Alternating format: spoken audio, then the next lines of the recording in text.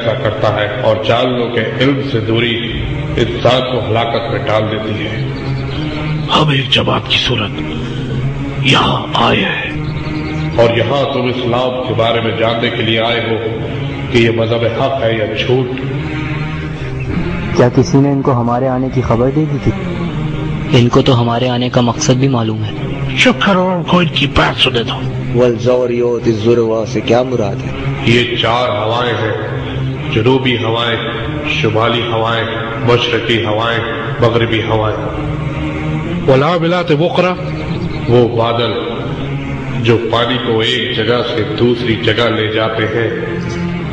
جاریات و یسرا کیا ہے؟ وہ کشتیاں جو پانیوں پہ چلتی ہیں۔ اور فرمائیے مقسمات ابرا سے کیا مراد ہے؟ اس سے مراد وہ فرشتے ہیں جو ہر روز اللہ تعالیٰ کے حکم سے اس کی مخلوق میں پانی اور رزق بانٹتے ہیں۔ وہ 14 کون ہیں جنہوں نے خدا وند سے کلام کیا؟ فرمائیے، آپ کیا جانتے ہیں؟ وہ 7 آسمان ہیں اور زمین کے 7 درجات ہیں۔ بسم اللہ الرحمن الرحیم۔ اور پھر اس نے آسمان اور زمین سے کلام کیا، اور چاہتے ہوئے یا نہ چاہتے ہوئے انہوں نے جواب دیا، ہم چاہتے ہیں۔ وہ کیا چیز ہے جو روح نہیں رکھتی مگر سانس لیتی ہے؟ وہ صبح ہے، یعنی کہ طلوع آفتاب کا وقت۔ قرآن میں اللہ تعالیٰ فرماتا ہے، میں قسم کھاتا ہوں پیچھے ہٹنے والے، چلنے پھرنے والے، چھپنے والے ستاروں کی، اور رات کی جب وہ جانے لگے اور صبح کی جب چمکنے لگے۔ یہاں سانس سے مراد سورج کا طلوع ہونا ہے۔ ہمیں بتائیے یا علی، وہ کیا چیز ہے جو اللہ نے خود بنائی اور خود خریدی؟ بتائیے۔ اللہ تعالیٰ فرماتا ہے، اللہ نے ایمان والوں سے ان کی جان اور مال جنت کے بدلے خرید لی ہے۔ اللہ تبارک و تعالیٰ نے مومن کی جان خلق کی اور پھر شہادت کے عوض ان سے واپس خرید لی۔ کس کو اللہ نے خلق کیا اور اس کے بارے میں سوال کیا؟ وہ کیا چیز ہے؟ وہ عصائے موسیٰ ہے۔ اللہ تعالیٰ فرماتا ہے، اور تمہارے سیدھے ہاتھ میں کیا ہے اے موسیٰ؟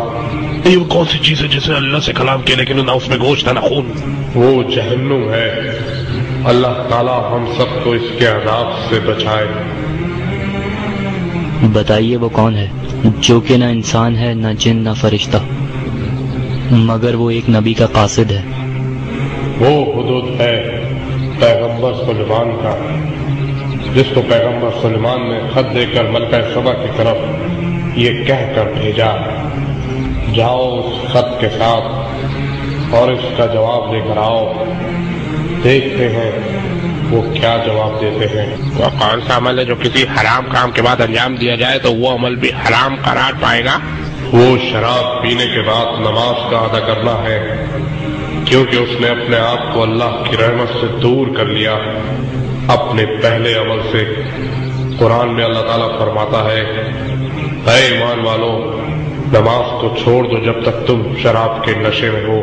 موسیٰ نے کتنے دن اپنی ماں کا دودھ پیا؟ اور یہ بھی بتائیے کس روز اللہ نے موسیٰ سے کلام کیا تھا؟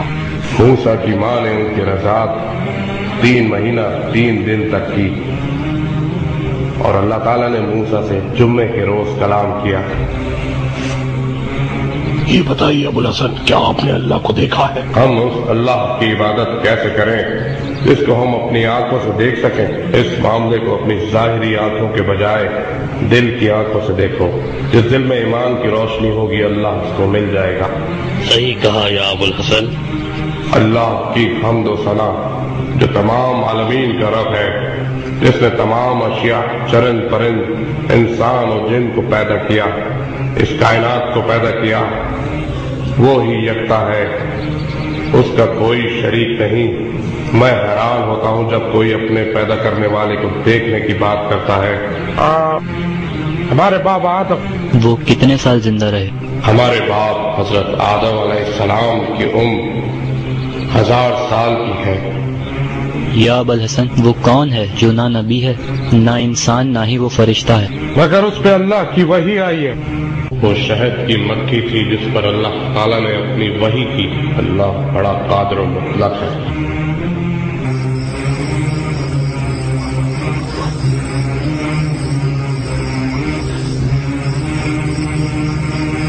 وہ 5 جاندار کون سی ہیں جو ماں کی پیٹ سے نہیں آئے؟ وہ 5 یہ ہیں: آدم، حوا، حضرت صالح کی اونٹنی، حضرت موسیٰ کا عصا اور حضرت اسماعیل کا دمبا۔ یا ابا الحسن، 2 جاندار ایک ساتھ مرتے ہیں، اس میں سے ایک کا کھانا ہم پر حلال ہے اور دوسرے کا حرام۔ فرض کرو کہ ایک پرندہ اڑے اور سمندر سے مچھلی کا شکار کرے اور اس کو لے کر اڑ رہا ہو اور قضائے الہی سے اس پرندے کو موت آئے تو وہ دونوں زمین پر ایک ساتھ گریں گے، مگر پرندہ حرام ہوگا اور مچھلی حلال۔ ابو الحسن، ہمیں ان پرندوں کے نام بتائیے جو قرآن میں موجود ہیں۔ ہدہد، کوا، سلوا۔ کوے کا ذکر حابیل اور قابیل کے واقعے میں آیا ہے، اور ہدہد کا ذکر حکایت سلیمان میں تفصیل کے ساتھ آیا ہے۔ سلوا کا ذکر بنی اسرائیل کے قصے میں موجود ہے۔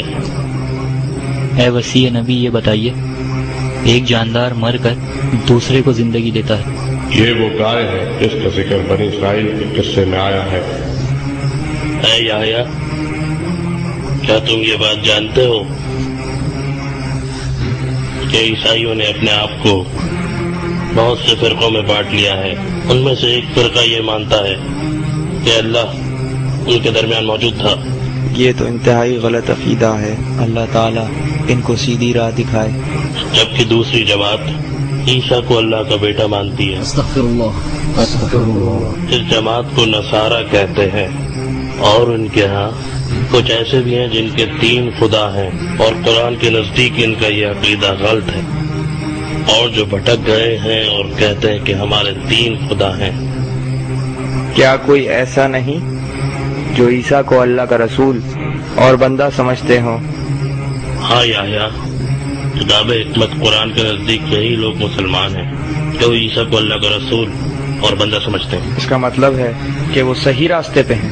صحیح، اور وہی لوگ نبی آخر کا انتظار کر رہے ہیں، جبکہ ان کے ساتھیوں نے دین میں بگاڑ پیدا کر دیا ہے۔ اللہ تعالیٰ نے ہمارے رسول کو سچے پیغام یعنی قرآن کے ساتھ بھیجا ہے، اسی وجہ سے یہ لوگ ان کو فوراً پہچان لیتے ہیں، وہ اس لیے کہ ان کی کتابوں میں ہمارے رسول کے نام اور صفات آ چکے ہیں۔ تم کیا کہتے ہو شرکتی؟ ہمارے اور ان کے درمیان کیسا معاملہ ہے؟ میں یہاں پر اپنے علم کی پیاس بجھانے آیا ہوں، یہ خود علم کا سمندر ہے۔ اگر ہم رات کی تاریکی کا فائدہ اٹھاتے ہوئے فرار ہو جائے تو؟ بہت خوب، ویسے بھی اس ناکام مہم کا کیا فائدہ ہے؟ تم غلط بات کر رہے ہو۔ بس اب بہت ہو گیا، میں نے ہدایت پانے کے لیے ساری عمر صبر کیا ہے، سمجھے تم سب لوگ؟ بسم اللہ الرحمن الرحیم۔ اے نعمتوں کے بخشنے والے، اے فضل و کرم کرنے والے، اے لوح و قلم کے پیدا کرنے والے، اے چونٹی اور آدمی کے پیدا کرنے والے، اے عذاب کرنے والے، انتقام لینے والے، عرب اور عجم کے الہام کرنے والے، اے سختیوں اور رنج کے دور کرنے والے، اے پوشیدہ باتوں کے جاننے والے، اے کعبے کے مالک، اے عدم سے وجود میں چیزوں کے لانے والے، پاک ہے تجھ۔ اے پروردگار، میں تیرے نام کے ساتھ تجھ سے مانگتا ہوں۔ اے میرے پالنے والے، اے قبول کرنے والے، میری دعاؤں کو قبول فرما اور مجھ پر رحم نازل فرما، کیونکہ تو رحم کرنے والوں میں سب سے زیادہ رحم کرنے والا ہے۔ تو رحمان ہے، رحیم ہے، اور रोज़े जज़ा का